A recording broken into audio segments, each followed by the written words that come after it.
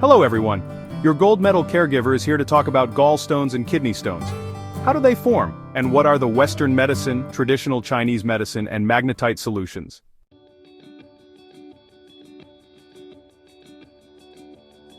Welcome to the Gold Medal Caregiver channel. It's your old friend here. I recently took care of a grandpa who was hospitalized because of gallstones.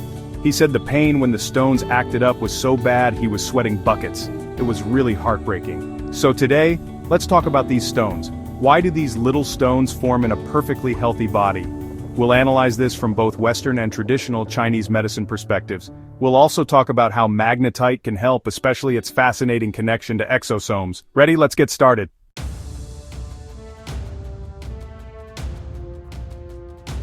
What are stones?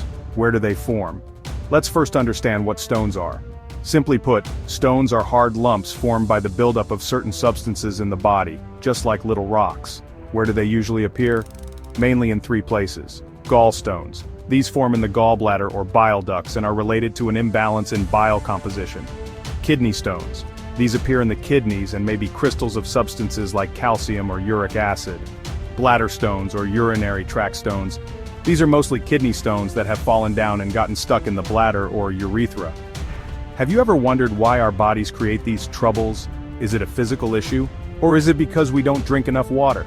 Actually, the root cause of stones has a lot to do with circulation imbalance. It's like a factory assembly line getting jammed, causing things to pile up. That's how stones form. Next, let's see what Western and traditional Chinese medicine have to say.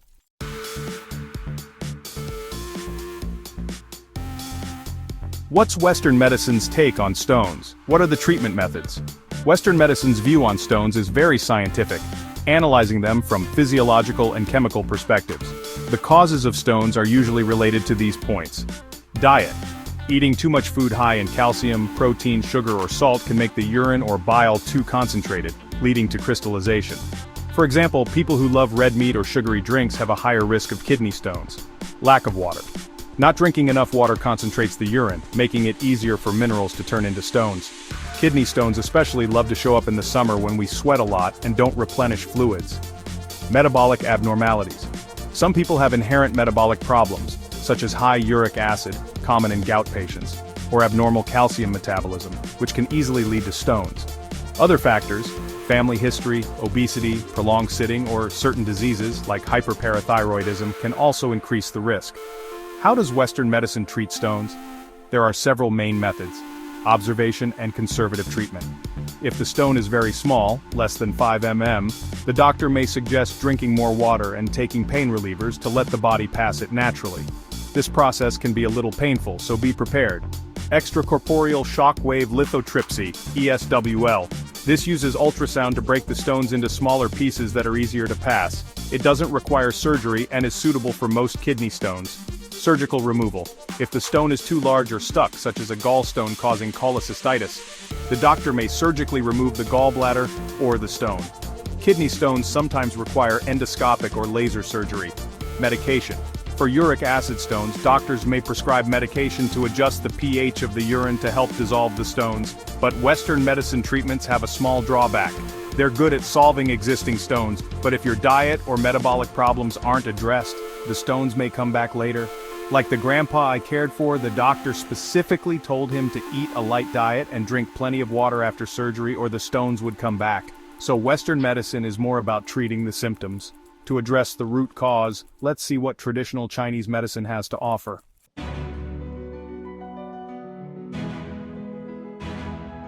How does traditional Chinese medicine, TCM, view stones? It focuses on restoring balance from the root. TCM's perspective on stones is different from Western medicine. It doesn't just look at the stones themselves, but also at your overall balance.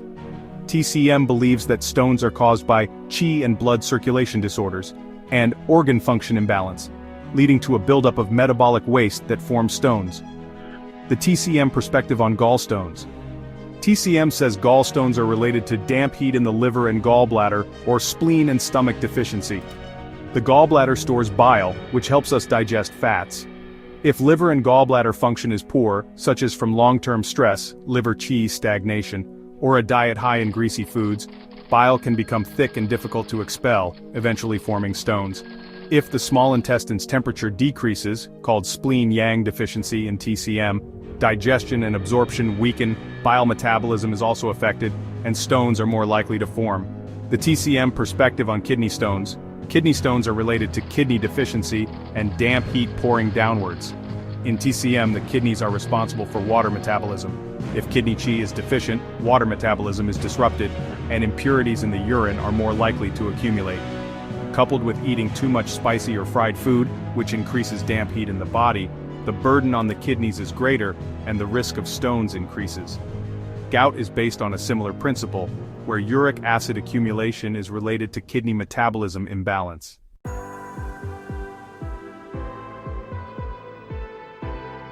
TCM treatment methods. TCM focuses on treating the root cause and will adjust your body's constitution based on your specific needs to restore the yin-yang balance of the 5 elements: liver, spleen, kidney, etc. How is this done? Dietary adjustments. For gallstones, eat less greasy and fried food and eat more light fruits and vegetables.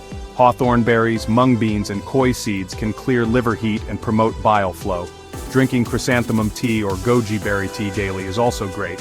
For kidney stones, eat more diuretic foods such as winter melon, corn silk, and black beans.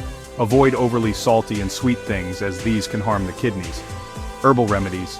TCM practitioners may prescribe herbs that clear heat and dampness, and invigorate blood circulation, such as gold coin grass, chicken gizzard lining, and yin chen, to help dissolve stones and improve circulation.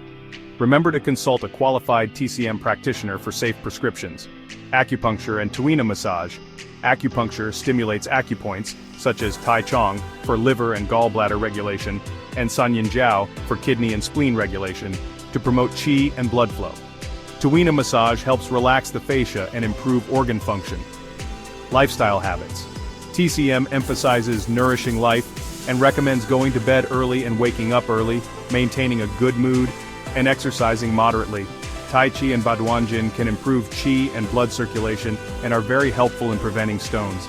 The advantage of TCM is that it improves metabolism from the root, but it takes time and isn't as fast as Western surgery. So, if you have stones, it's best to combine Western and Chinese medicine.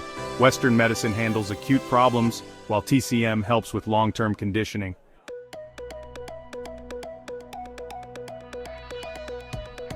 Magnetite assistance, activating the body's self-regulation and its connection to exosomes. A friend recently asked me if magnetite can improve stones. Is it true?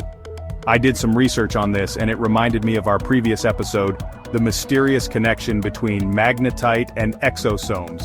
It was super interesting. If you haven't seen it, be sure to check it out. Today we'll talk about how magnetite can help people with stones, especially its amazing relationship with exosomes. What is magnetite? How does it help? Magnetite is a material that can generate a magnetic field, like natural magnets or magnetic therapy devices used in medicine. It works by using the magnetic field to influence microcirculation, blood flow, and cell metabolism in the body. Since stones are related to circulation imbalance, magnetic fields may help improve this. Here are a few specific benefits. Promotes blood circulation. Studies show that low-frequency magnetic fields can relax blood vessels and increase blood flow. This can improve circulation around the organs in people with kidney or gallstones, reducing waste buildup. Reduces inflammation. Stones are often accompanied by inflammation, like cholecystitis or pyelonephritis, and magnetic therapy may regulate the immune response and alleviate discomfort. Supports metabolism. Magnetic fields may influence the distribution of ions, like calcium and uric acid, indirectly reducing the chance of stone formation.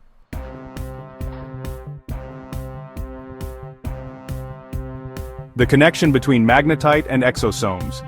Even cooler, magnetite may activate the body's self-regulation by influencing exosomes.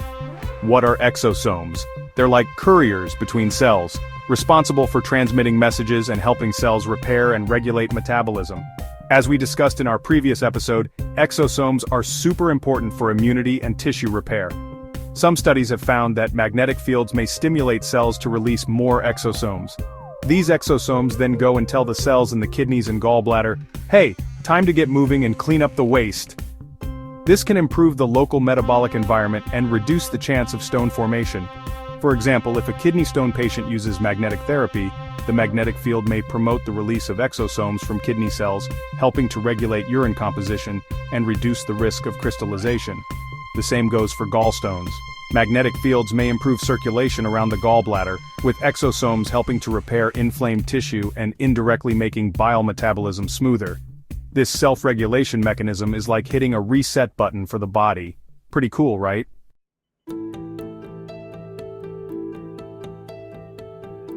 How to use magnetite. There are some magnetic therapy products on the market such as magnetic bracelets, magnetic therapy belts, or medical-grade magnetic field therapy devices.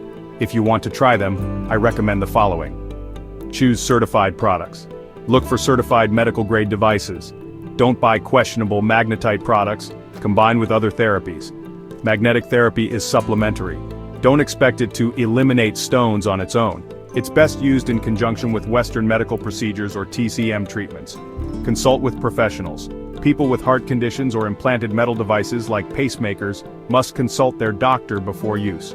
However, I must remind everyone that research on magnetic therapy and exosomes is still ongoing, and the effects vary from person to person. So don't treat it as a magic bullet. You still need to take care of the basics like diet and exercise.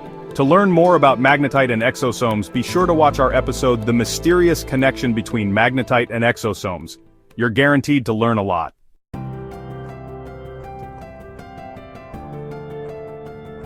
Daily tips for preventing stones. We've covered a lot, and you should have a good understanding of the causes and treatments for stones. Finally, here are a few tips for preventing stones. Whether you have stones or not, these tips will help you stay healthier. Drink plenty of water, at least 2,000 cc of water daily. Clear urine is best. Drink more in the summer or after exercise. Balanced diet. Eat less processed food and fried foods, and eat more fresh fruits and vegetables. Lemon water and cranberry juice are good for the kidneys. Regular exercise. A 30-minute walk every day, or yoga, tai chi, or very slow jogging can promote blood circulation. Regular checkups. If you have a family history of stones or have had stones before, it's recommended to have an ultrasound every year for early detection and treatment. Relax. Stress can affect liver and gallbladder function. Try meditation or listening to music to keep yourself happy.